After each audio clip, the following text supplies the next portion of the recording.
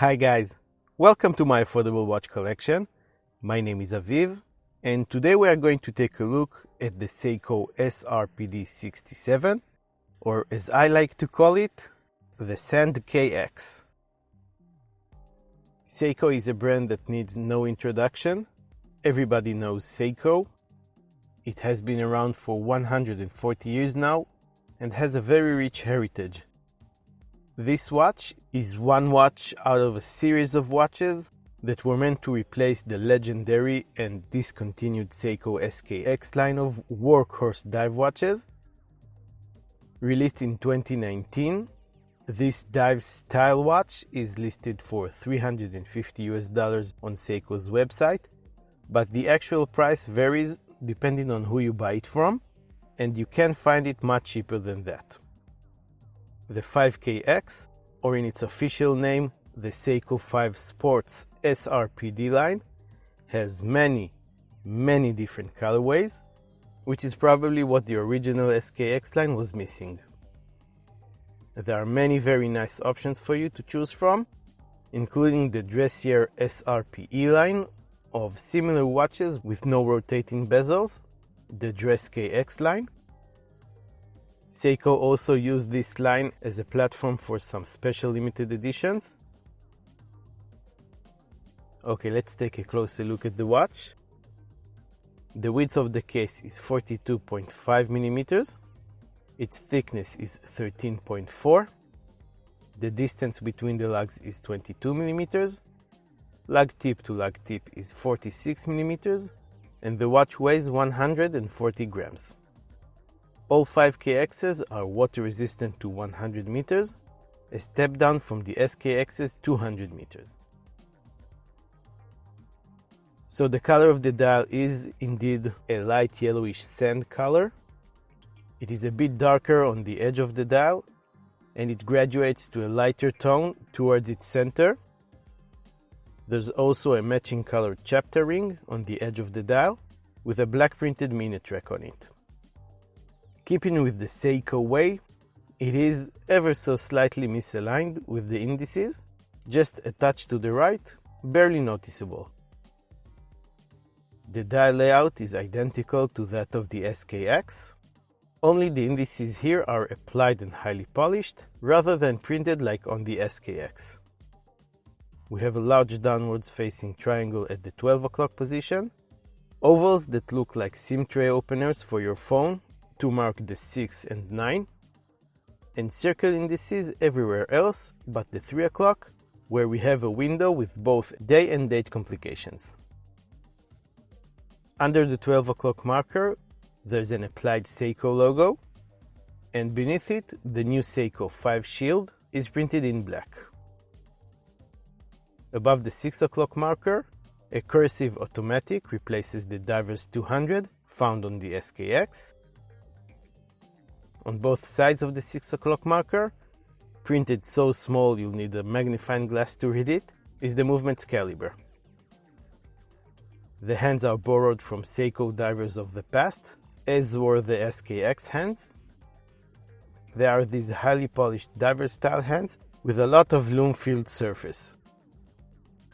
The hour hand is sort of a sword shape, the minute hand is a broad arrow, and the second hand has a loomed-filled lollipop tip on the counterbalance. The loom on the SandKX is Seiko's proprietary LumiBrite compound, but it's a bit different than regular LumiBrite. It is colored to look old and fit the color of the dial, and it doesn't shine in that bright LumiBrite green, but rather a beautiful bluish green, almost turquoise color. It shines very bright and lasts for a long time too. It also doesn't need very much charging up before lighting up, and every time you'll walk into a slightly darker room, it will light straight up and will allow you to tell the time very easily. The bezel, just like the case, is made of stainless steel, and it has the same kind of coin edge that the SKX had that provides great grip. It houses an aluminum dive time bezel insert with alternating lines and numbers, individual minute markers on the first 20 minutes in the shape of dots, and a downwards facing triangle, notoriously without a lund pip, to mark the 12 o'clock position. Just another feature that reminds us that this is not an actual diver like its predecessor. It is a 120 clicks unidirectional bezel. The bezel action is pretty tight and quiet, and there are no freedom or backplate to speak of. The alignment of the bezel with the chapter ring that doesn't align with the dial is, well, not perfect. But if it did align though, would it still be a Seiko? Anyway, the watch sports a flat piece of hardlex crystal, that's Seiko's proprietary mineral glass, which is supposed to be more scratch resistant than just a regular mineral glass, but it will scratch eventually as it's not as resistant as sapphire crystal is, so that's something to bear in mind. The case is essentially identical to the SKX case. It features a brushed finish on the tops of the lugs, a polished finish on the tops of the crown guards and the sides of the case.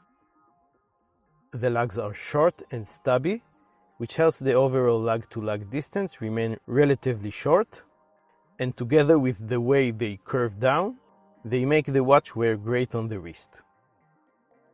As an added bonus, the lugs are also drilled, and that makes changing the straps much easier. The crown at the 4 o'clock position is completely guarded by the crown guards,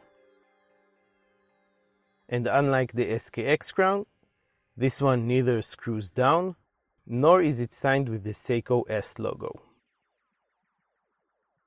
When you twist it up, you can hand wind the movement, pull it out to the first operating position and twist up to change the day of the week. You can choose between English and French. Twist the crown down to change the day of the month. Pull the crown all the way out. The seconds hand will hack. It will stop ticking, and you can set the time. The display case back features a hardlex crystal as well, and it has some of the watch's information printed on it. Seiko, water resistant 10 bar, that is the barometric pressure level equivalent to 100 meters. Stainless steel, the movement caliber, and some unidentified manufacturing batch information. Through the glass, we can see the Seiko 4R36 that gives life to the entire 5KX line.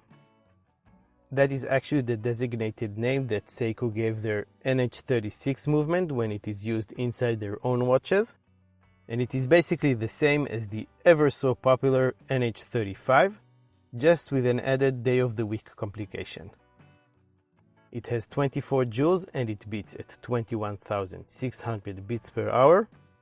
That makes the seconds hand tick 6 times each second and creates that sweeping effect of the seconds hand. It has 41 hours of power reserve. It hacks, it hand winds, and its stated accuracy is between -20 to +40 seconds per day. Like all modern Seiko movements, it's actually much more accurate than that in real life.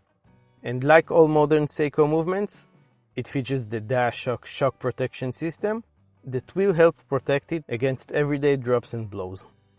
The NH or 4R family of Seiko movements is considered to be very reliable and is very commonly used as a go-to workhorse automatic movement by many different brands today.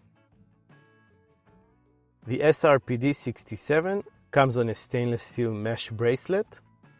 It is pretty thick, it's 22 mm wide and doesn't taper, and seems to be of high quality overall. It has a sliding clasp system for adjusting the size of the bracelet. The closing side of the clasp is signed with the Seiko logo. Let's put it on my 7-inch wrist and see how it wears. Well, a lot has been said about the way Seiko are able to take a large watch and make it wear smaller. The SKX and now the 5KX are the best examples for that.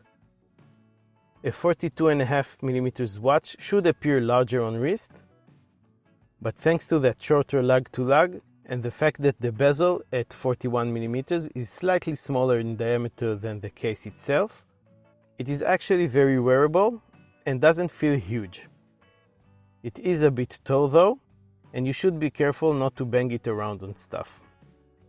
The mesh bracelet feels nice and smooth against the wrist, and with that sliding clasp, you won't have any problem finding a perfect fit for your wrist. I find that the light colored dial makes this watch pair nicely with many different straps, but I usually just choose to wear it on this Jubilee bracelet that I got from AliExpress. Legibility is okay, even though this might just be the least legible variant of the SRPD line. The color of the hands is very close to the color of the dial. I still didn't encounter a situation where I needed to tell the time and struggled doing so, but I can see how it might become an issue. Other variants sure do provide better contrast and readability. Let's quickly look at the pros and cons of the Seiko SandKX from the 5KX lineup as I see them. We'll start with the cons today. Well, besides the misalignment of the bezel and the chapter ring, and the hardlex crystal rather than sapphire, which have been the Seiko way since forever, there's not a lot actually wrong with the watch, and it's a pretty good watch. I think that its biggest flaw is that it isn't an SKX. People were expecting to see an upgraded SKX, a robust diver, and not a fashionable Seiko 5. So all the shortcomings of this watch stand out only when you compare it to its ancestor. Only 100 meters of water resistance, no screw-down crown, no loomed pip on the bezel, and no diver certification. Moving over to the pros, I think that when you look at this watch for what it is, and not as a missed opportunity to revive the SKX, this is a very nice watch. It looks good and it is well made. It has plenty of colorways you can choose from. It has a reliable automatic movement inside and really good lume. 100 meters of water resistance is good enough for me, considering the fact that I never went diving in my life, nor do I plan on doing so anytime soon. I think Seiko managed to come up with a line of very trendy watches.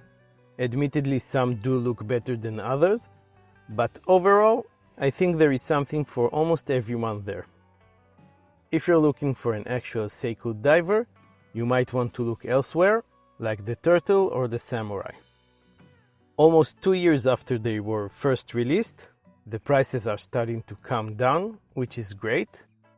And these could actually be great everyday watches, or even a great choice for a first automatic watch.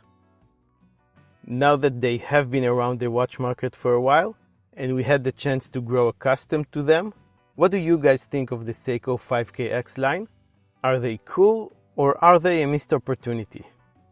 Let me know what you guys think by dropping a comment below. As usual, you will find some affiliated links in the description of this video, for this watch and for some other options from the SRPD line, and also for some straps I really like and the straps I used in this video. They will not cost you any extra money, but will help the channel keep going with a small commission. If you like this video, please give it a thumbs up, subscribe to my affordable watch collection and hit the notification bell for more affordable watches related content. This is the quickest way you can support this channel. It really does help a lot. You can also follow me on Instagram and get to know me and my collection a little bit better, get all the news about the channel and connect with me on a more personal level. If you did enjoy this video, you might enjoy one of these too as well. I want to thank you guys very much for watching, and I will see you next time.